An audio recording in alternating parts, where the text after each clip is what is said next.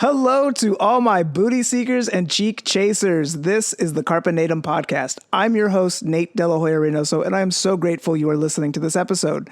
If you're new here, you should know that I believe that my purpose is to uplift, inspire, and educate others to communicate masterfully so that they can better understand themselves and the world around them. I've spent years in the personal development and transformational technology space, and I want to share with you the wisdom that was passed down to me from giants in the industry. So if you're on a journey of self-mastery, just like me, looking to make dreams a reality and willing to be a leader for your family and community, then join me in seizing the butt cheeks of life and giving them a big ol' squeeze. Let's jump into the show.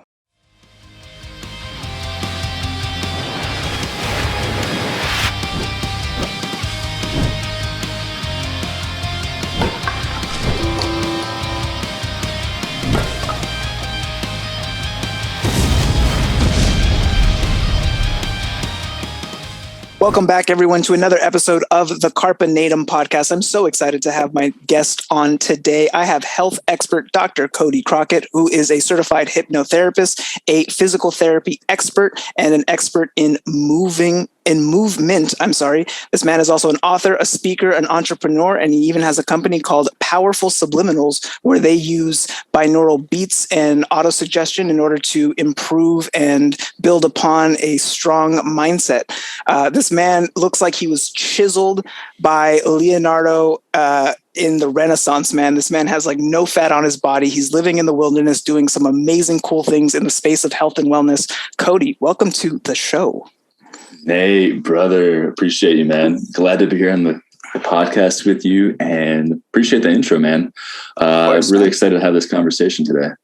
Something about health experts that I've noticed is that they always maintain themselves in such peak physical states. And you are somebody that I admire, not only because you have such an analytical way of looking at health, but you also put practice behind what you do and say. So and it shows not only in your physique, but just in the way that you carry yourself. What got you into health and wellness to begin with? Yeah, great question. I appreciate that. So what got me first into health and wellness was, like many of us, playing sports as a kid. So I played sports, football, basketball, baseball, and that was really my start. I just got obsessed with just being the best athlete that I could. And as soon as I went into university, I graduated from the University of Findlay in Ohio, where I threw the javelin. And I threw the javelin for 4 years for the NCAA. And I just became completely obsessed with how can I become the best person, the best javelin thrower, become the best athlete, and really became my own coach. And so from that perspective, learning what are the tools that I can use to coach myself. So it's a really interesting dynamic between being the athlete and then being the coach yourself, and having that sort of relationship between telling myself what to do and also being the one to execute it.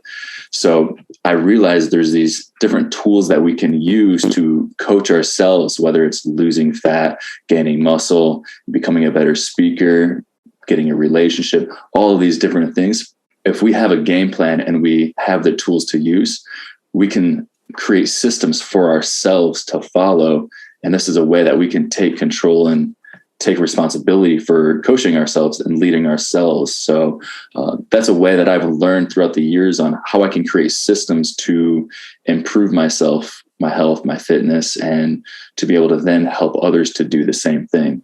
And it all started from a foundation of sports. And it's really interesting because I was recently listening to an interview with Terry Crews, and he said it's easy to be in the NFL because you have somebody to tell you when to wake up, when to eat, when to work out. If you're at a professional level, you're surrounded by people who their whole entire job is to make sure that you're getting to practice, that you're putting in the work, that you're putting in the effort. But when you're not at a professional level, when you're at an amateur level, it seems like all of that falls back on you. Did you have coaches or people who influenced this type of thinking in you, or did you just see the need to develop something and you developed it from the need? Yeah, that's a great question. So in high school, towards the end of high school, I had great coaches. I had a coach in particular that had pushed me and motivated me and showed me by example that if you do these things, you can improve yourself. And that was right at the end of high school when I saw that this coach leading by example. I mean, he was a jacked, fit guy. And to see that from a coach, because I mean, most of the coaches you see aren't really in good shape. So to see someone leading by example then inspired me. And when I went to university, I didn't have a coach for javelin. I was always a baseball pitcher. So I threw hard. I was a pretty good baseball player. And I transitioned into throwing the javelin my second year of college. And from that point forward, we didn't have a javelin coach. The javelin was illegal in Ohio to throw for high school. So there was really no one there to be able to coach me and teach me what to do. So what it came down to was understanding that I needed to educate myself on, one, what is this sport? What are the rules of this sport? And then two, what are the mechanics? What are the strengths that I need to have to be this athlete in the sport? And then three, what is the sort of mindset that I get to have while I'm doing this? And so having these three core things, then reaffirming to myself that, hey, you can do this. This is the mechanics you need to have. This is what you need to train. And to have this positive mindset and to have these affirmations and to be able to visualize myself hitting a good throw or winning that event, being able to have the right tools in place so that I could coach myself for 4 years of throwing javelin and ultimately a 3-time national competitor and all-American javelin throwers. Like I was able to lead myself through that and coach myself through that, which then allowed me to then coach as a volunteer track coach to help the university afterwards. So it was really interesting to see how, coaches from a different sport then inspired me and taught me that these are the things you can do to empower yourself, to take responsibility and to lead yourself instead of waiting for someone else to do it. I love the 3 points that you use to break it down. So first is understanding the sport itself, because a lot of people play just to play, but don't really truly understand like the history, the rules. There's people like Kobe Bryant who obsessively played basketball. And that's why he's one of the greatest of all time, because he did nothing but know his sport, learn his sport, play his sport. He embodied that spirit of sportsmanship. But if you were to ask anybody on the planet questions about basketball, you would look at him as a subject matter expert off top. Not just because he was a great player, but because he basically surrounded his entire life over one single focus. And the understanding that he had, I'm sure, drove his capabilities to higher places. The second part that you mentioned was having systems in place. No, actually, take that back. The second part was knowing the mechanics and knowing like what is physically required to play, what is mentally required to play. And the last part that you touch about is the mindset, which I honestly believe is as important as the other two, if not the most important, because really it's waking up when that alarm first rings and getting out of bed on time, the putting on the shoes, getting out and getting after it. Because there's some days where like I'm motivated, I'm pumped up, and then there's some days where I just hate life. And it's the days where you hate life and you put in the time that are the most, I think, gives you the most reward back for the efforts, because it shows you that it's not just motivation, because motivation is fleeting, but it's the consistency and the mindset. And you also mentioned some affirmations that really drove you to continue on and compete at this high level. Am I getting this correct? Yeah, 100%. Yeah. So when it comes to the mindset, we can be our biggest cheerleader or we can be our biggest enemy. Facts. And yeah, when we have these systems in place, when we understand how the mind works and we're able to take action when we don't feel like doing it, which is discipline. To be disciplined is to take action, doing things you know you need to do, even though you don't feel like doing it.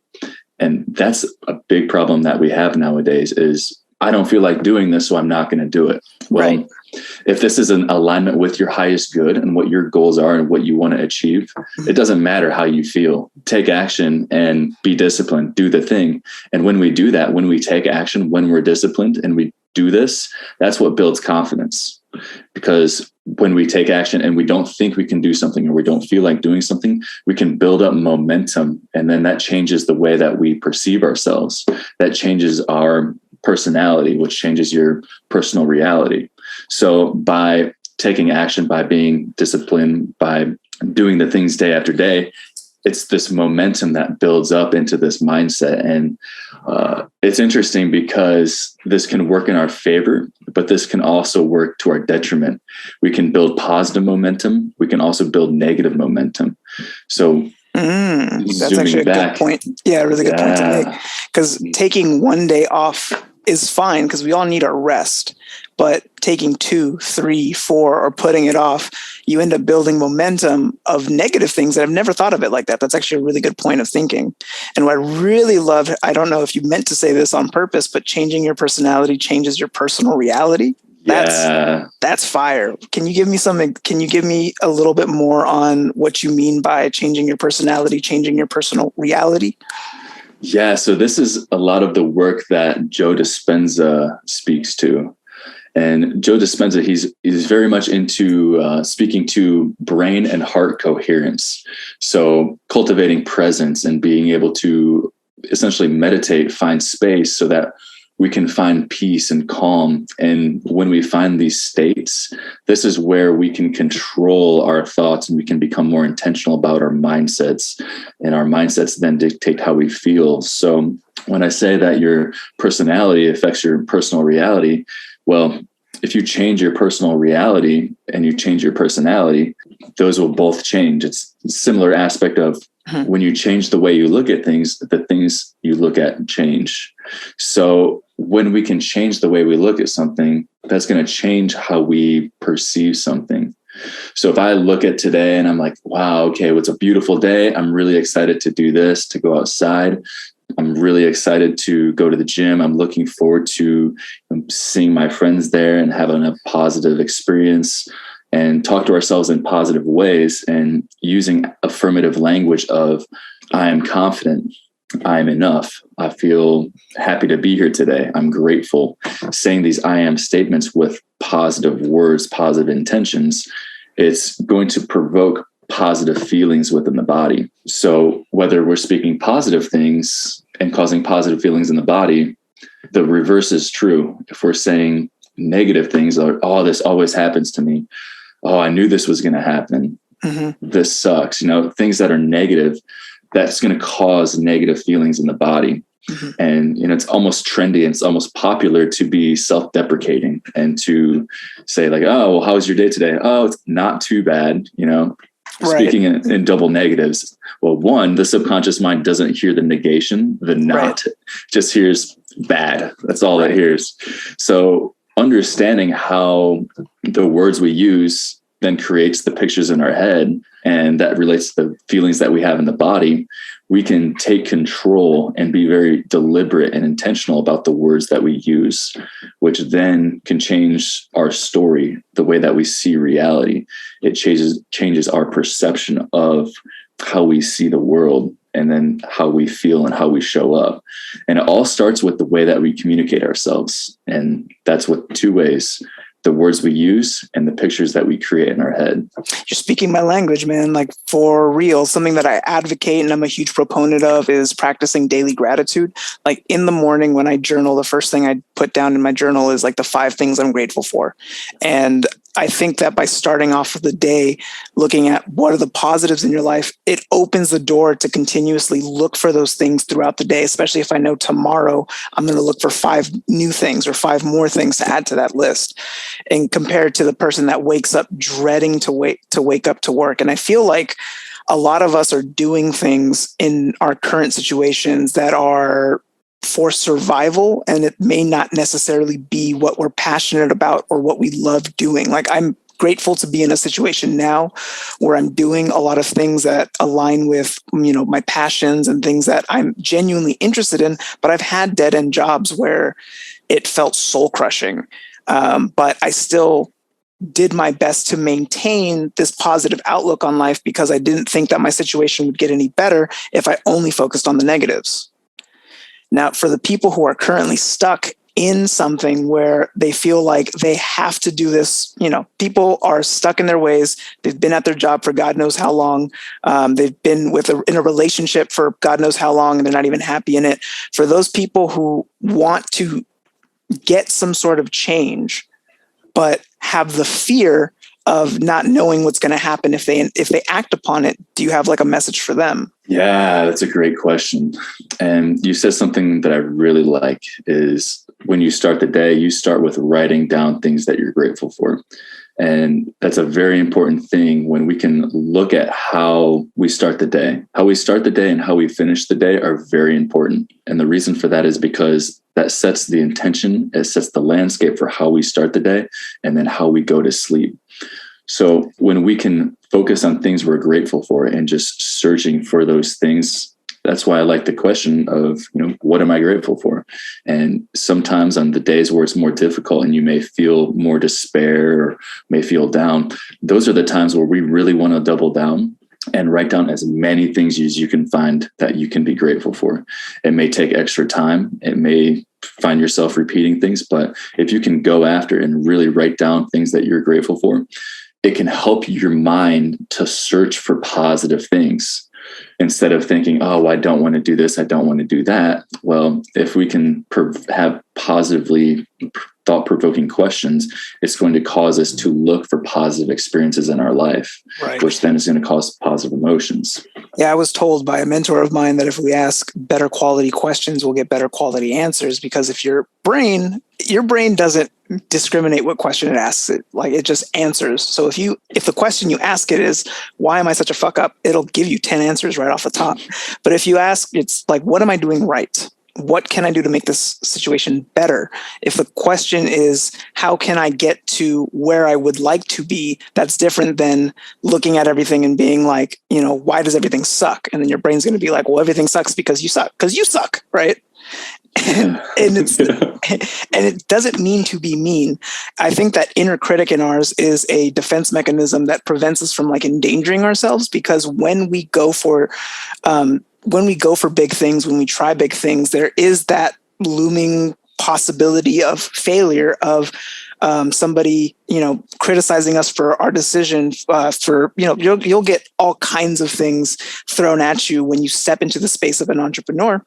Or basically when you go after anything. I know people who were ostracized for wanting to go to college after high school, right? Where they were told by their parents, that's not for people like us, right? Setting these limits and believing these things that other people tell us. I know you have a company that you mentioned before we got on the podcast called Powerful Subliminals, where you use I'm assuming hypnosis, trance, and binaural beats to kind of reconfigure the brain on an unconscious level. So that way it's working to serve us more than it is to, I guess, not serve us. Can you talk a little bit about that company and what you guys do? Yeah, thank you. I appreciate that, Nate. So first off, I'll say a lot of the stories that we have aren't our stories. These are stories from our family members, from our friends, from the people that we've just been conditioned with throughout our life up until this point. So a lot of the stories, the beliefs, the words that we've heard aren't our stories. They're just ingrained in our subconscious mind. And depending on our upbringing, those stories get stuck in us. And it's not necessarily our fault. It's just what we've been conditioned and what's familiar. And so that brings me to my company, Powerful Subliminals. And the purpose of Powerful Subliminals is to provide personal health, personal growth, self-development, to provide self-help subliminal audios to help people change the way that they experience life. And the audios consist of 3 core components. One, there's an aspect of binaural beats in them that help channel the different states of consciousness. So we can put the mind into different states of, say, alpha, theta, delta, gamma. And when we can change the way that our brain functions, we can change the state of our consciousness. That changes the suggestibility of our mind. So think of using subliminal audio, or say something with theta binaural waves can put the mind into a theta brainwave state. And when we put the mind into a theta brainwave state, it's more suggestible to meditations, hypnosis, affirmations. And we actually pass through this theta brainwave state in the first 30 minutes when we wake up in the morning and the last 30 minutes of when we go to bed. So we naturally pass through this theta wave state the first 30 minutes and the last 30 minutes of the day before and after sleep. And that's where, if we can interject, say, positive thoughts, affirmations, positive stories and thinking and feeling into that first 30 minutes and that last 30 minutes of the day, that's where we can tap into the subconscious mind and really make the transformations that we want to see. So when you said earlier about the gratitude for the first thing in the morning, that first 30 minutes is so important, because if you wake up and you can be intentional about, say, writing down some affirmations or meditating. I start the day, and many of the people I work with start with using powerful subliminal audios where we can listen to this sound healing tone with binaurals, with affirmations on top of it. We can use these habits, these routines, these tools to help us to prime our subconscious mind so that we can then go through the day at a whole new level. So really seizing these windows where we can make huge impacts on the subconscious mind can dramatically change the way you experience life. Pretty cool that you mentioned that, because this is something that I've been developing and kind of like working towards the last couple of months, where when I wake up, I'm now trying to do my best to wake up earlier. So I'm not just going straight from the bed to my work at home office. And then, being groggy and dealing with meetings, where I wake up early enough, I get outside as fast as possible. I go on a walk, or I'll go to that little gym that we have at my apartment, and then I'll run a mile, I'll walk a mile, I'll get on the elliptical. And while I'm on the elliptical, I'm listening to like a motivational podcast or some motivational speakers or something that's basically going to like ignite a fire in me and passion in me, because I feel like it's so easy just to roll out of bed and kind of be an autopilot, where having an awareness of your actions and really taking into consideration, like, what do you do right before you go to bed? Do you watch TikTok till you fall asleep? Do you scroll on Instagram the first thing you do when you wake up?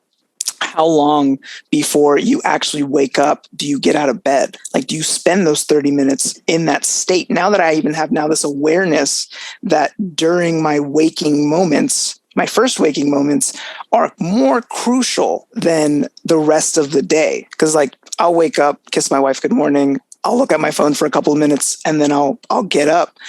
But I do my best to try to not like grab the phone. The idea is to get out of the house as fast as possible. But now that you've given me this insight, it has now added just another layer of depth to like what I can accomplish and what I can create for the life that I want. This is awesome. Yeah, brother. I love that. Everything you said there. And look at the way that you do your routine now. There's ways that you can add, you can stack.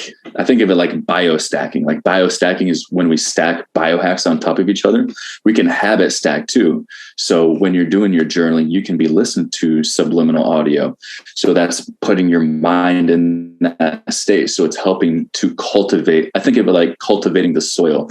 So if you till the soil up so that you can plant the seeds being the affirmations, the positive beliefs. So if you can stack, say, subliminal audio with your journaling, and then with that, get outside, go for a walk. These are all things that when I work with my one-on-one clients and health consulting business, Primal Prescriptions, these are things that I help someone do, is to come up with a routine where what they do when they wake up. Do they drink, say, 30 ounces of water as soon as they wake up?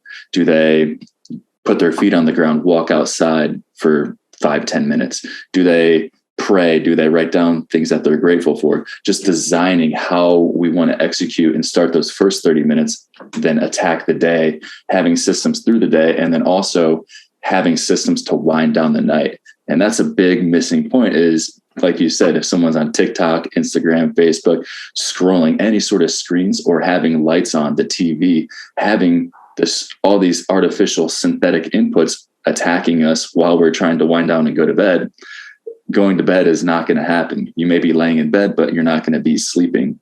And then you're going to feel like shit. You're going to be up, and then you're going to wake up the next day and start the day the same way. So it's very important that we can set these structures in place and have this sort of template, this format, that we have a system that we can execute through that takes a lot of the thought out of it. It's just a matter of all right, Nate, you get up, this is what you're going to do. You take those actions. And as you take those actions, you build up momentum. And then it's a way that by the time you're getting into the mid to later part of your day, you've built up so much momentum that you can take on and make big achievements that you may not have thought that could have been possible before. We've given some advice on what to do in the mornings, like getting up, drinking the 30 ounces of water, getting your feet on the ground, putting in the affirmations, getting outside, going for a walk, all these things. How about for the nighttime? What nighttime practices should our listeners be implementing in order to, help them achieve whatever goal they're after, or even just kind of like prime themselves correctly before going to bed? Yeah, that's a great question. The biggest problem that we see today in the modern world is we are no longer connected with the rising and the setting of the sun. So later in the day, when the sun goes down, humans are designed to wind down. Our energy changes, the temperature changes, the way that our body functions, it all changes. It's called circadian rhythm. Mm-hmm. There's these cycles of, ups and downs as the time changes throughout the day. But with the invention of light, and it ends up throwing off, especially blue light, if I'm correct, right? It's screen lights that are really fucking up people's ability to fall asleep and even achieve REM sleep, if I'm not correct. Exactly. Yeah. It's the blue light, green light, any sort of light will have the same effect. But it's blue light that is the most stimulating, because that's when the sun is highest. That's going to be that light frequency that's causing us to be the most wakeful. So when the sun goes down later in the evening, that's when we want to shift our lights in our environment more towards the redder hues or the amber colors. So using things such as candles, salt lamps. If you have, say, adjustable apps on your phone, for example, you can use different apps, the night mode on your computer. I'll have an app, I'll use Flux or Iris, but managing our light is one of the most important things. So later in the day, we want to drop out the blues, crank up the reds, and turn down the brightness. You can't be laying in bed scrolling on your phone thinking that you're going to get tired and fall asleep, because these lights disrupt our hormones. And the hormone that we need to fall asleep is melatonin. Melatonin is naturally released when it gets darker and things get cooler. If we're in a climate controlled environment and there's all of this artificial light going on, we're not going to wind down. So my typical rule is I try to put the phone away 1 hour before I go to bed. And for that last 30 minutes, I like to do something creative, whether that's play the guitar, play the piano. Maybe I'll do some journaling, some drawing, just something, even reading, something to get our minds into creative state. I know I've been the type of guy that there's been periods in my life where I've worked really, really late. And then you try to put down your task and lay down and go to sleep, and it's not going to happen. It's because we're stuck in a sort of analytical, logical, rational mind. And we want to transition out of that into more of a creative state. So controlling our light would be number one. And then number two would be having a system in place, having routine, something in place that's going to help you to become more of a creative or exhibiting more creative expression. And then from there, if I was going to say one third thing to that to help wind down, would be breathing, using the breath. So many of us get caught up in a day of just holding our breath. We forget about breathing. We think that it's something that happens naturally, and so we don't have to think about it. When in fact, our environment, all this hustle and bustle, this fake light, all the way that our environments are designed are to keep us stressed. Even the media, even say social media, even the news, all these things are designed to trigger us and to keep us in these states of fear and to keep us in this sort of stressed environment. So what we can do is we can take our control back by bringing our attention back to our breathing. So when we can take control of our attention, that's where we can take control of the way that we think and the way that we feel. And if nothing else, if you're, say, stuck in a cage, you're locked in a room, you're wherever you are, you at least have control of your breath and your mind. So when you're laying in the dark at bedtime by yourself at night, and you're laying in bed and all you can do is think of these thoughts and notice these thoughts spinning and going and can't get them to stop, that's when you really want to bring your focus to your breath and notice the sensations of the breathing and just try to slow down your breathing. And when we slow down the breathing, that's going to slow down the mind, and that's going to bring us into this state of coherence, like I mentioned with Joe Dispenza earlier, with the mind and the heart. When we can slow down our breathing, it helps to get our mind and our heart into synchronicity.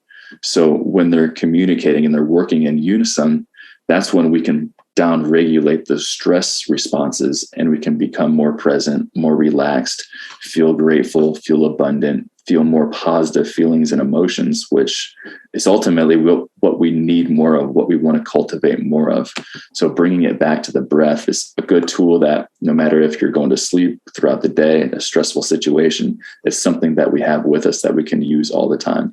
That's awesome. These are really great tips for anybody to kind of take and implement like immediately, especially with breath work. I know that overall, putting all of these into practice will lead to an overall better mental space, but I know that it also leads to a better physical space because control of our breathing and awareness of if we're holding our breath, if we're breathing in deeply, if we're catching ourselves in these moments of stress and able to release ourselves basically when we're caught in this very tight, tense moment, doing whatever we're doing, whether it's be reading the news. I've even been told that you hold your breath while reading emails. And there's been a study linked to this where it's called email apnea, where when people are reading on a screen, and they've actually showed this, that when you read a book versus reading like a Kindle, the fact that you're reading off of a screen, you're holding your breath more and absorbing less information than if you were to read like a regular book. So these are all really, really great tips. And I know this is super interesting. I read this book by this guy named James Nestor called Breath. And he really talks about how like there's been a huge disconnect of people and the way we breathe. It's become so automated that we're so unaware of even the times where we're missing oxygen. Like that's how detached we are. Going back to physical, kind of the topic of like physical wellness, do you have any advice or any tips for people who are currently in the space who are maybe struggling to lose weight or struggling to kind of like get to where they want to be physically? You've given me some solid advice. I've taken it and implemented it. But I know a lot of people, especially people who are listening, I would assume that the majority of us don't really like where our bodies are currently. And we all want to get to a place where we're happy with what we got. But of course, that starts with our mindset first. But do you have any tips when it comes to really making sure that our body and our physical well-being is optimal? Yeah, for sure. So first off, like you said, the first thing we need to do is have the right mindset. And if nothing else, you need to at least have a goal. Have a goal. I'd like to call them SMART goals, something that is measurable, something that's achievable with a defined date. So we need to have a goal, whether it's I want to lose 10 pounds in the next 10 weeks. We need to have a goal. And from there, once we've established what the goal is, say if the goal is to lose weight, that the things that you do to get there are going to be different than the things that you would do to, say, gain 10 pounds of muscle in the next 10 weeks. So just to speak generally to whether or not your goal is gaining, losing weight, contest prep, athletic performance, the systems are going to be similar, but the actual actions are going to be a little different. So at the end of the day, what we want to do, if we want to improve our physical health, one of the most important things we could do is to walk. And walking first thing in the morning is one of the best things you can do because it gets you up, it gets you moving, especially if we can get outside. This is one of the most important things you can do. And the reason is, one, because of sunlight. We can get outside and we can get natural light into the eyes. That's going to regulate your circadian rhythm. And that's going to help you to be more wakeful throughout the day. It's going to upregulate all of your hormones to put your body into a state of activity. And then 3, you're going to be getting blood flow. Circulation is going to improve. Your metabolism is going to improve. Whether or not you want to gain weight, lose weight, we need to have good blood flow. So the third or the fourth, whatever number we're on at this point, the last aspect would be when you're walking outside, you're looking into the distance and you're turning your head.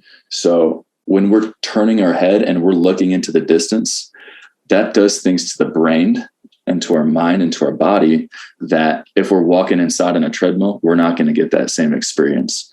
So if we can get outside, go for a walk first thing in the morning or even later in the day, this is a cool little tip, using a walk or some sort of quick physical activity later in the day after work into your evening time. So having a transition period where we go throughout the day, we do all these things, we may be sitting at a desk using our mind, we're stuck in this sort of like upper part of our brain where we're really analytical and just like bound up with all this energy. Well, we can use, say, a 5 or 10-minute walk outside to transmute or to, say, transition our energy into another phase, another block of the day, whether we're going to the gym at that time, whether we're meeting up with our girlfriend, whether you're going to see your kids. But it comes down to using these little bits of movement throughout the day, whether that's walking, push-ups, squats. We can use these little bouts of movements to keep our body moving, to keep our metabolism up, and to also use it to shift our energy from one task to the next task so that we can have more boundaries around the things that we do throughout the day. Great tips, man. Great tips. These are all things that can be implemented easy. You don't need an expensive gym membership or weights. You just need to get your ass outside and walking. I've been doing some of my walking and exercising like in the gym, but now I'm going to switch it to maybe more actually just walking on pavement and, despite whatever the weather is, getting myself moving and really looking into the distance, because I think that you're hitting upon a point that's really important in this environment that we've currently established for ourselves. Most of us are working in offices, looking at screens, working from home, and we're basically trapping ourselves in a cage. Like we're willfully limiting how far we can see.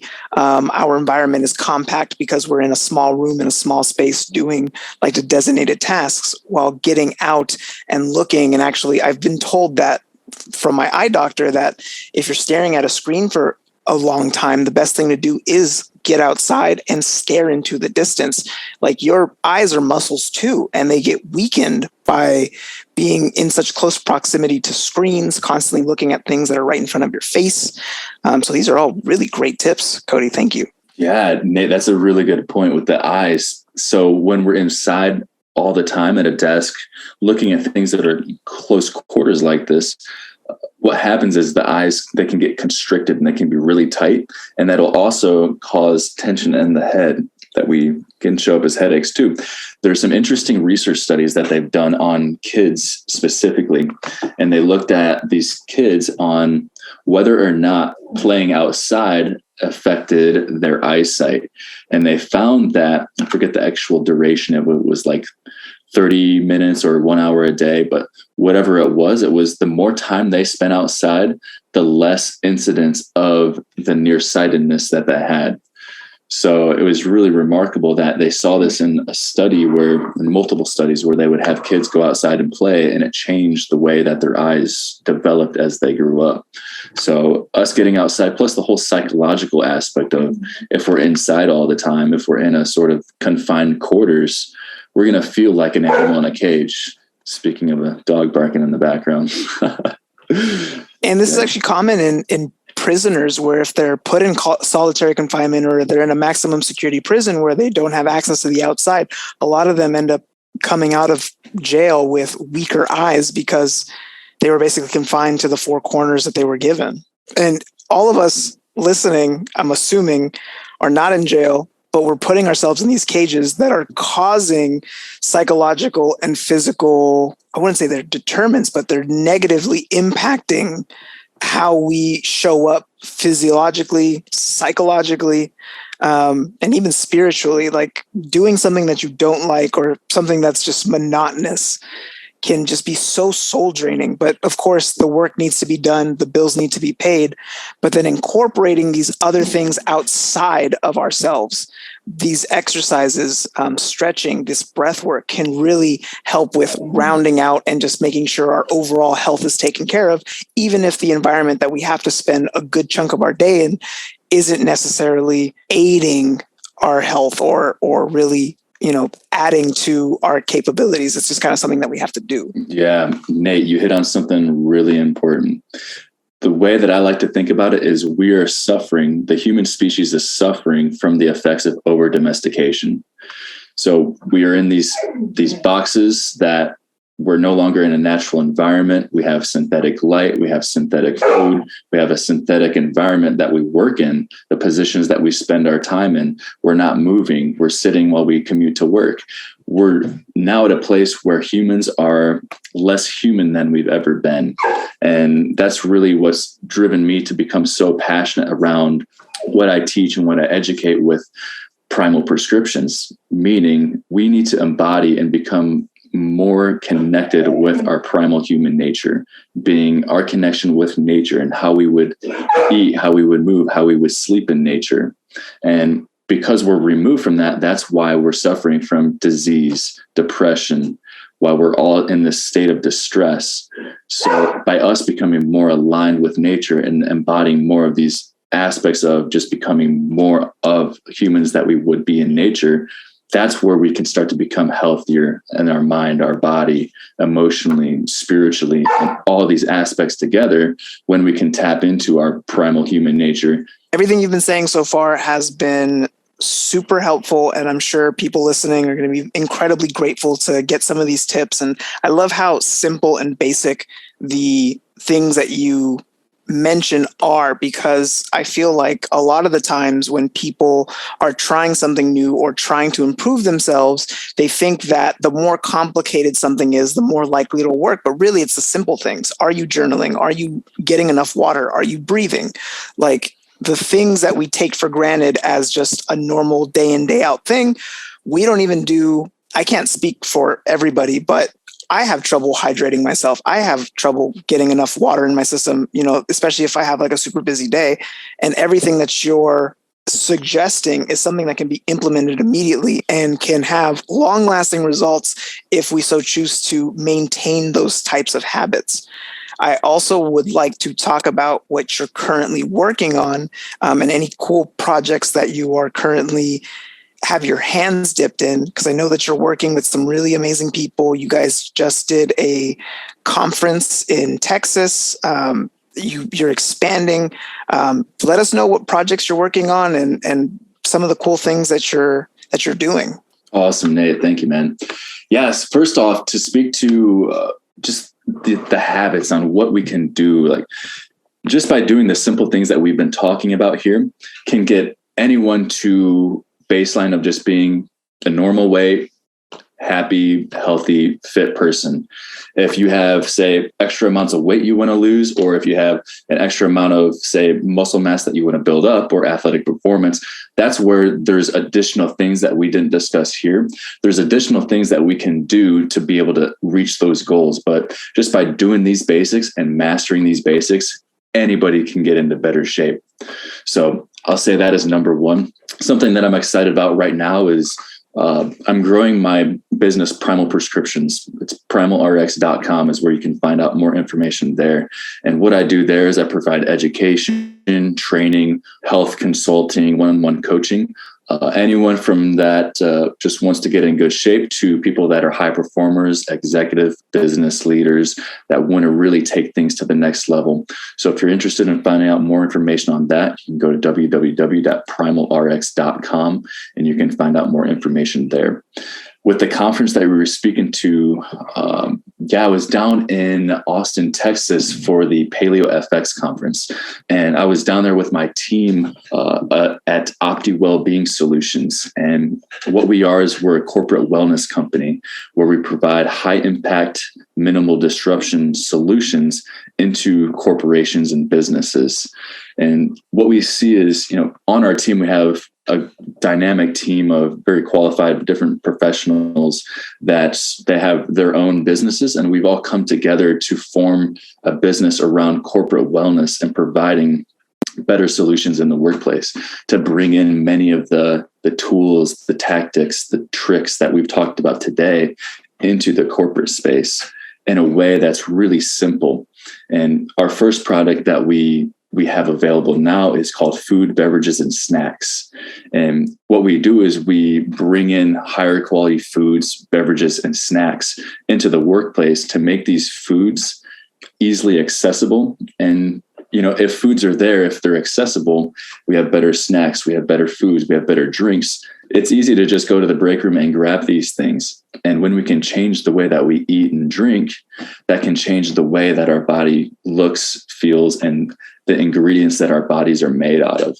So just by bringing in some of these solutions into the workplace, also providing education behind what the foods, the beverages, and snacks do, so that people understand, hey, if I choose this food over this food, not only am I going to have better ingredients, but I'm going to feel better. My thinking is going to be clear. I'm going to have more confidence in how I feel about myself. So just by changing these little micro movements throughout the workplace, it then can impact lives, families, and also help build businesses at a higher level. Something that we're working on with that same business, Opti Wellbeing, is having a workplace wellness audit, where our mission is to create the new standard of health and well-being in the workplace. And so we've come up with this standard, which essentially looks at your water quality, your air quality, your ergonomics, your food quality, your movement, the environment of your workplace. Does it have windows? Does it have any plants? Just having this whole comprehensive audit of the workplace to identify how well your workplace is. And at the end of the audit, we provide what's called an Opti score, which then rates how well that workplace is. How well does that workplace support the wellness and the well-being of the employees? Because a lot of the missing points in workplace wellness right now is humans, the workers, the employees are still being treated like employees rather than treating the employees like human beings. So if we can design our workplace and we can design our habits and routines in the workplace more in alignment with how humans are naturally supposed to function, by default, we're just going to help to improve the well-being and the wellness of individuals along with the businesses at the same time. So our intention with that is to make the impact in the workplace, which makes the impact on the employee, and then it helps out families at the same time, kind of like this trickle-down effect. I really like how you're doing things that are, like you said, minimally disruptive, where it's just small tweaks in the already existing game to bring some optimal living, some access to better quality nutrition, and seeing how just by checking in on whether or not somebody is in a good environment in order to be optimal can really impact not only, I'm sure, productivity, but just overall wellness. I've noticed that there is a trend where more and more people are wanting to be health conscious. They want their employees to not burn out, and then they'll assign that same employee something that takes 22 hours to do, and they have a 10-hour turnaround, right? So these little tiny changes are implemented in order to have long-lasting changes, while not really, you don't have to destroy everything and rebuild it. You can just make little tweaks to just get these same little optimizations. I really like that.